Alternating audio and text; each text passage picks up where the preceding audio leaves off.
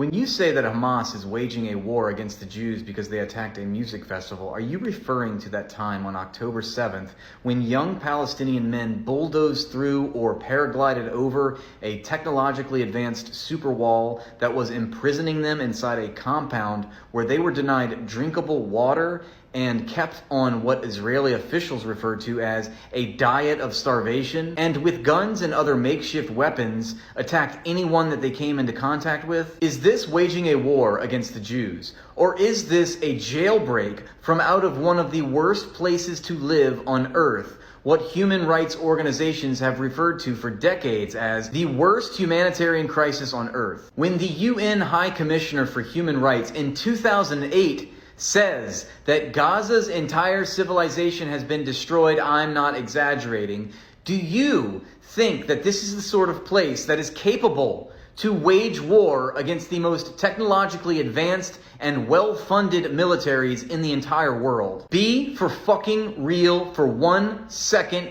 in your life. Where is Hamas's Air Force? Where is Hamas's Navy? Where is Hamas's Army? Where are Hamas's nuclear weapons? Because you are so neck deep in your own feces, let me remind you, Hamas is the resistance group. Hamas is the resistance movement. This is what you get. This is what happens when you impose illegally a blockade upon a strip of land that is completely encircled by an imperial ethno-state. You blame them for being poor and not fielding an army. How pathetic of you. Gosh, if only they had the proper funding to wage a legitimate war so that it could pass your smell test and you would be able to admit that they deserve human rights. Gee, Hamas, we know that you only have rudimentary makeshift weapons that you fashioned from materials that are available to you. But you can't field an army, so you don't deserve drinkable water. We're docking you for points and we're passing moral judgment on the fact that you have to use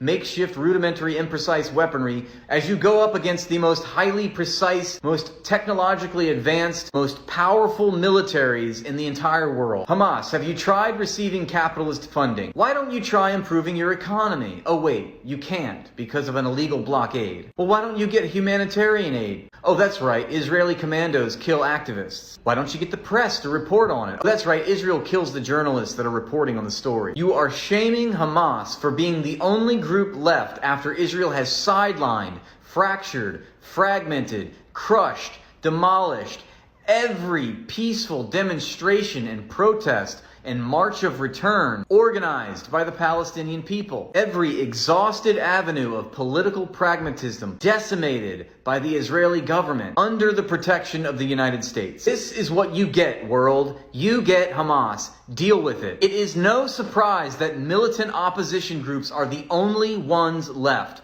All of the moderate dissidents are dead. You cry for the Israeli civilians that lost their lives on October 7th. You blame the Israeli government for not keeping its citizens safe. Goodbye, Netanyahu. You have failed. Guess what happens when you deprive 2.3 million people of their human rights? Guess what happens when you preemptively launch murderous high-tech remote-controlled bombing campaigns designed to terrorize, humiliate, and punish the civilian population? And after the destruction, you impede the rebuilding process so much that it would take 147 years to rebuild Gaza back to 2014. Guess what happens when you implement an illegal blockade? When you illegally occupy land that does not belong to you, you get violence. This comment just has to be a joke. Does this person not understand anything about what the CIA does ever? Does this person not understand that the CIA is the world's leading terrorist organization by design? Has he heard of the atrocities in Latin America in the 1980s? Operation Condor, when the CIA funded an assassination campaign of disappearing individuals they're never heard from again?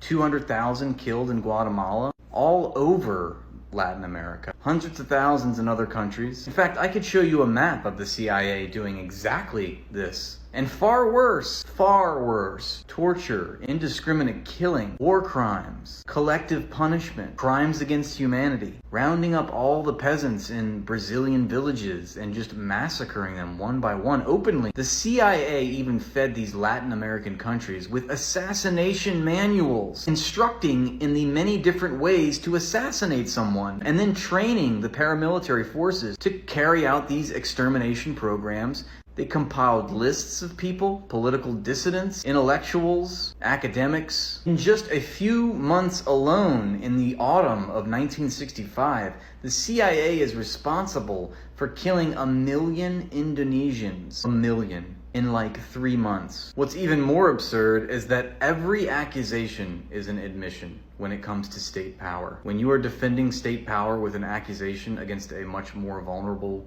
group of people, it's the state power that's actually guilty of these things. In this case, the Israeli Defense Forces quite openly kill and maim elderly people and children because they are cowards. And if you look at the historical record, you will see plenty of cases where the Israeli Defense Forces picks on the civilian population of Palestine, specifically elderly people and kids, because they are vulnerable. Because the IDF does not want a fair fight. They want to instill psychological terror on the population, and that is what they're doing right now. And I don't understand how someone could have such a rosy, naive picture of what the CIA does on a daily basis. The fact that you would think that the CIA wouldn't kidnap people. You could read a book called The Jakarta Method, and this will cure you of your brain rot, like that. Nixon ordered Cambodian genocide. Sent cruise missiles to Sudan, people died. Obama gave the orders to do drone strikes. Invaded Nicaragua in '85.